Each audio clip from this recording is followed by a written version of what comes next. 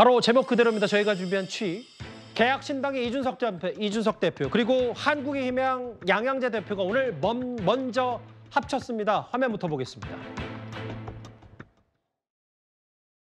개혁신당이 한국의 희망입니다. 한국의 희망이 개혁신당입니다. 오늘 우리는 이 자리에서 합당을 선언합니다.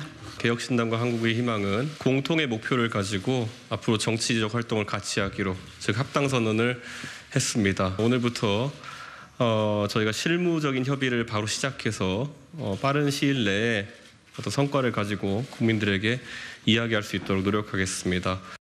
중텐트 치지만 단계적으로는 빅텐트 치는 점을 크게 벗어나지 않는다 이렇게 이야기했거든요. 그런 중텐트란 용어 자체가 어떤 취지인지 알겠지만은 저희야 뭐 상의되거나 아니면 합의된 그런 용어는 아니다 이렇게 말씀드리고 빅텐트를 얘기하시면서도 각자 개별적인 창당 분위기에 너무 주력하시는 것이 아닌가. 그래도 제3지대는 당사자이신 박원석 의원께도 질문 드린 게 좀 더 합리적일 것 같아서 네. 오늘 합당 선언 아직 뭐 완벽히 합쳤다고는 볼 수 없고 좀 더 지켜보긴 해야 됩니다만 여기 있는 개혁신당과 한국의 희망 이준석 대표와 양양 대표가 합당 발표했는데 근데 이제 이준석 대표가 이런 얘기를 했어요. 이제 빅텐트 얘기하니까 아니다 중텐트.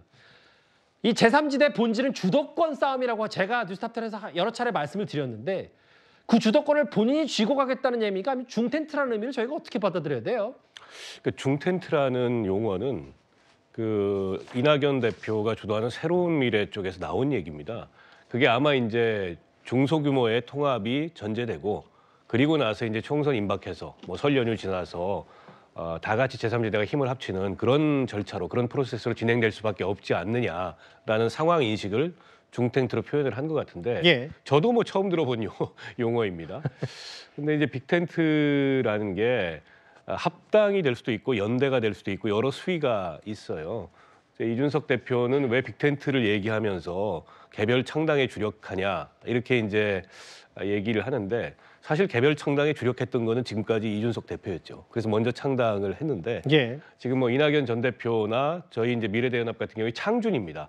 때문에 창준이 단계에서 각각 창당을 해가지고 결국에 이제 5개의 이 당을 만드는 게 맞느냐라는 문제의식이 있어서 창준이 단계에서 뭔가 이게 좀 공동 창당을 하는 방안에 대해서 아직 최종 확정된 건 아니지만 검토가 이루어지고 있고 논의가 이루어지고 있는 상황이라고 말씀드릴 수 있을 것 같고요. 예.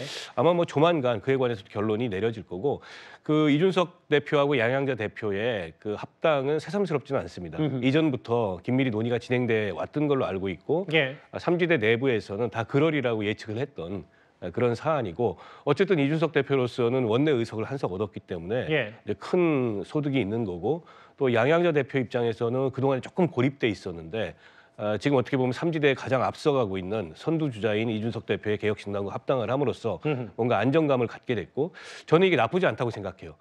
큰 흐름에서 빅텐트로 가는데 이런 어떤 중규모의 통합이나 합당들이 일어나면서 그게 뭔가 이제 시너지를 일으켜서 빅텐트로 갈 수 있는 그런 동력을 얻어가고 있다고 평가하고 싶습니다. 그러니까 박 의원 말씀처럼 예측 가능했던 합당 선언이라고 하는 게 이준석 대표의 개혁신당은 지금 현직 국회의원이 없잖아요. 허은하 의원이 비례대표에서 물러나면서. 네.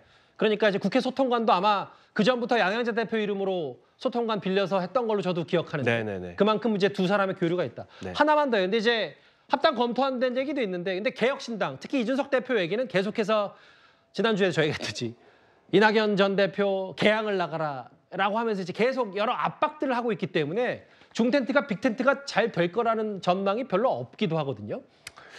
뭐 그렇게 이제 부정적인 시각도 있습니다만 예. 이낙연 대표도 총선 출마를 해야 되는가에 대해서 아주 심각한 진지한 고민에 들어가신 게 맞습니다. 개항을은 약간 제가 보기에는 흥미성 그런 구도를 가지고서 얘기를 했던 거고 그보다는 이제 호남에서 출마해서 신당에 대한 호남 여론을 결집하는 데 이낙연 대표가 역할을 해주셔야 된다. 이런 요구가 실제 새로운 미래 내부에도 있고 예. 또 다른 어쨌든 3지대 세력들 사이에 있는 게 사실이고 그런 얘기를 경청하면서 최종적으로 이제 호남 주민들의 의견을 듣고 판단하겠다. 여기까지 왔어요.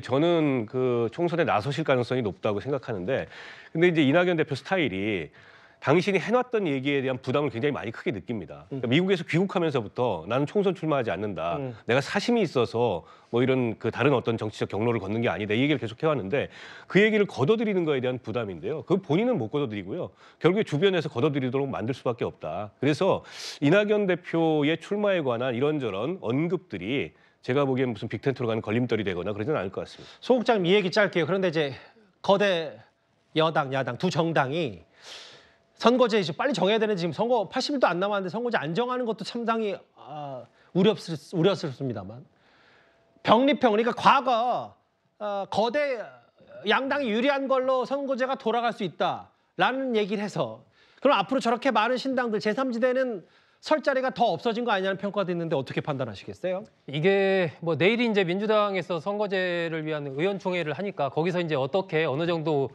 의견이 나오고 좀 모아지나 그것이 굉장히 중요할 것 같습니다. 처음에 병립형으로 뭐 가는 듯 하다가 다시 이제 거기에 대해서 이거 퇴행이다 이런 비판들이 많이 나오니까 그러면 뭐 그냥 연동형을 유지하는 쪽으로 이렇게 갔다가 또 그러면은 뭐 여러 가지 정당들이 난립하는 거 아니냐 이런 비판들이 나오고 그러다 보니까 다시 최근에는 뭐 이명백 위원장을 중심으로 해서 이른바 권역별 비례대표제로 가자 예. 이런 얘기가 나왔단 말이에요. 그래서 이게 지금 막 여러 가지가 혼재돼가지고 이렇게 갔다가 저렇게 갔다가 하는 상황이어서 사실은 민주당 내에서도 굉장히 의견이 엇갈리고 국민들도 이게 지금 도대체 뭘 하자는 건지 헷갈리는 이런 상황이기 때문에 빨리 하여튼 이 결정을 좀 해야 될 것 같고요. 지금 봐서는 가장 어떻게 보면 이 명분과 실리 사이에서 헤매고 있는 거 아니겠습니까? 실리로 봤을 때는 병립형 같고 근데 명분은 연동형이 있고 그래서 그 절충을 한 이른바 권역별 알겠습니다. 비례대표제로 해서 뭐 이렇게 전국을 수도권, 중부권, 남부권 나눠가지고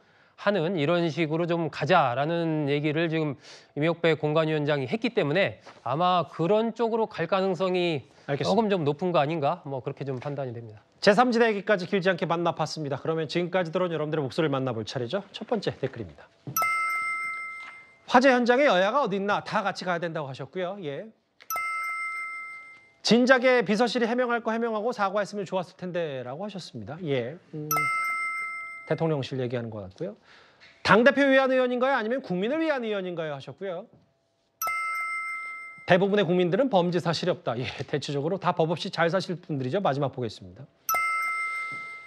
정치인들이 대법원 판결 아직 멀었으니까 모조리 공천받는 것인가. 이 기준이 너무 말도 안 되는 거 아니냐는 얘기까지 댓글 5개 모두 감사드립니다.